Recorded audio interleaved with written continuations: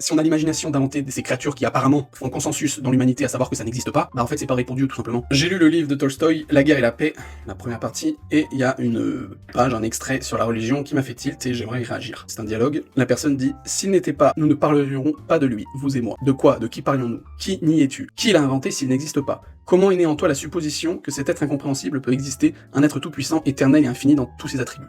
Alors là déjà j'aimerais débunker cet argument qui est extrêmement facilement déglingable. Je vais donner l'exemple des elfes, des gobelins, des licornes et compagnie, des dragons. En fait ça s'appelle tout simplement l'imagination humaine.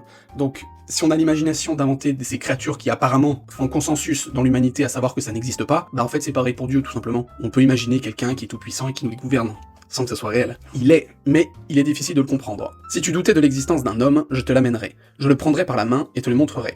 Mais comment puis-je, moi, misérable mortel, montrer sa toute-puissance, son éternité, sa grâce à celui qui est aveugle ou à celui qui ferme les yeux pour ne pas le voir, le comprendre et ne pas voir, ne pas comprendre sa propre ignominie, sa propre dégradation? Qui es-tu? Qui es-tu? Tu t'imagines que tu es sage parce que tu es capable de prononcer ces paroles impies.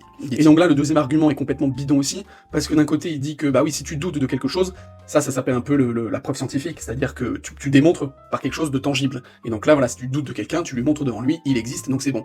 Mais là, comme c'est Dieu, c'est tout puissant, il efface cet argument en disant, bah oui, bah c'est impossible de le montrer, parce qu'en fait, ça va au-delà de soi, il est tellement tout puissant, etc., que en fait, ça transcende le corps, c'est plutôt faire acte de foi, en fait. Donc enfin voilà, ça, tous ces arguments, c'est hyper facile, hein, ça permet tout simplement de discréditer le truc. Ah oui, non mais on n'a pas la preuve, mais c'est normal, c'est parce que comme c'est un dieu qui est tout puissant, bah on peut pas apporter de preuve qu'il existe.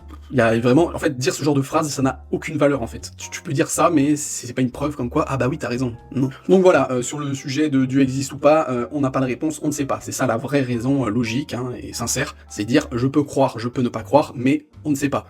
Mais voilà, essayer de déblatérer des arguments comme ça, qui au final sont complètement démontables, c'est ridicule.